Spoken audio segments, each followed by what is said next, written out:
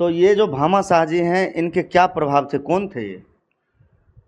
श्री भामाशाह जी साहू समाज के ही नहीं, देश के एक बहुत बड़े रत्न के रूप में गिने जाते हैं। आप जाइएगा पटना में भी आपको उनकी मूर्ति एक बहुत बड़े विशाल रूप में आपको मिलेगी, और पटना में ही नहीं, बहुत सारे जगह में भारत में आपको उनको मिलेगी, उनकी मूर्ति आपको मिल जाएगी। कारण क्या है, दानवीर भामाशाह बोला जाता है उनको।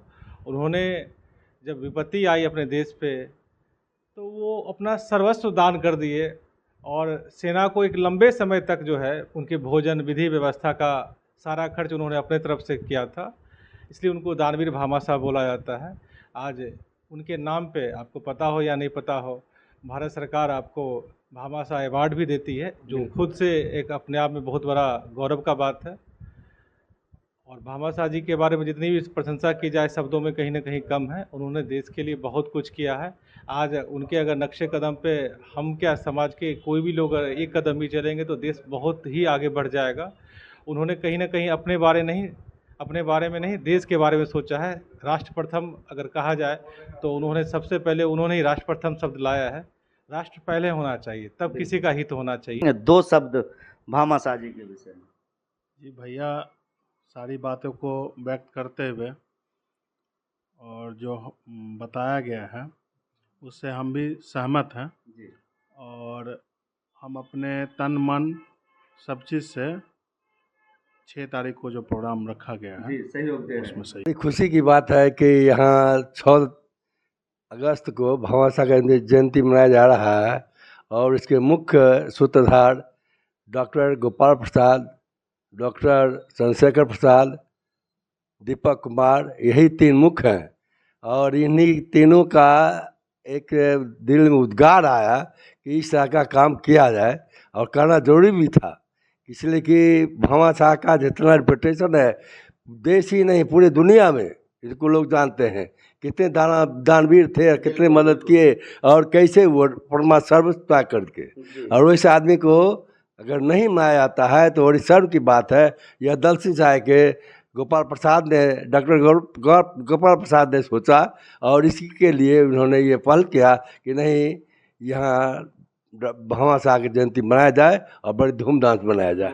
तो इसके लिए तत्पर हैं, और हम लोग जितने भी सामाजिक सहयोग दे रहे हैं, मन का मनोबल ऊंचा कर रहे हैं, और भी बढ़िया काम करें। तो नमस्कार, आप लोग अपना दलसिंह सराय चैनल देख रहे हैं। मैं अभी दलसिंह सराय में हूं, और आप लोग को एक चीज जानकारी देने आया हूं, सूचित करने आया हूं कि अभी भामाशाह जयंती बड़े ही धूमधाम से दलसिंह सराय में मनाने जा रहे हैं। ये आप हमारे पीछे जो लोग देख रहे हैं, ये साहू समाज, तेली साहू समाज के लोग हैं। और ये इस बार जो है भामाशाह जयंती किस तरह से सफल होगा, इस चीज पे एक गहन मीटिंग रखे हैं। और यहाँ पे आप देख सकते हैं तमाम गार्जियन के रूप में भी सभी लोग आए हुए हैं, और ये सभी लोग एक गहन मीटिंग कर रहे हैं जो भामाशाह जयंती हम किस प्रकार मनाएं। एक हैं गार्जियन स्वरूप, इनसे हम थोड़ा जानकारी लेते हैं जो आखिर अभी जो भामाशाह जयंती मनाने जा रहे हैं इसमें क्या मीटिंग हो रही है, क्या बातचीत हो रही है। सबसे पहले अपना दलसिंह सराय चैनल में आपका स्वागत है। मैं मगन लाल शाह, दलसिंह सराय। आज सभी साहू समाज के लोग यहाँ पे एकत्रित हुए हैं, और यहाँ पे जो मीटिंग हो रही है किस चीज का हो रही है? मीटिंग जैसे हो रही है, भामाशाह जो हम लोगों के समाज से जुड़े हुए हैं, हम लोगों के वंशज हैं, उनका जयंती मनाने का प्रोग्राम रखा गया है 6 तारीख को, 6 अगस्त को ये यहाँ गेटवेल हॉस्पिटल में। उसी संबंध में हम लोग जैसे जो इसमें सक्रिय लोग हैं आपस में विचार विमर्श कर रहे हैं विधायक लोगों को बुलाने का। और ये तो कुछ पहले होता है, लेकिन चूँकि दलसिंह सराय में अपने समाज के का कुछ गोली कांड हो गया था, जिस कारण से ये हम लोगों का प्रोग्राम थोड़ा आगे बढ़ता रुक गया। इसी पॉइंट पर हम लोग विचार विमर्श के लिए सभी स्वजाति बंधु, तो सभी लोग आप ही को गार्जियन तुल मान करके बुलाए हैं आज? हाँ, चूँकि थोड़ा हम सीनियर में आ जाते हैं जी। हाँ, तो आप कुछ कहना चाहेंगे यहाँ पे जो मीटिंग हो रही है? जी, मैं चंद्रशेखर शाह। आज हम सब जो हैं यहाँ तेली साहू समाज के मीटिंग में भामाशाह जयंती के अवसर पर उपस्थित हैं।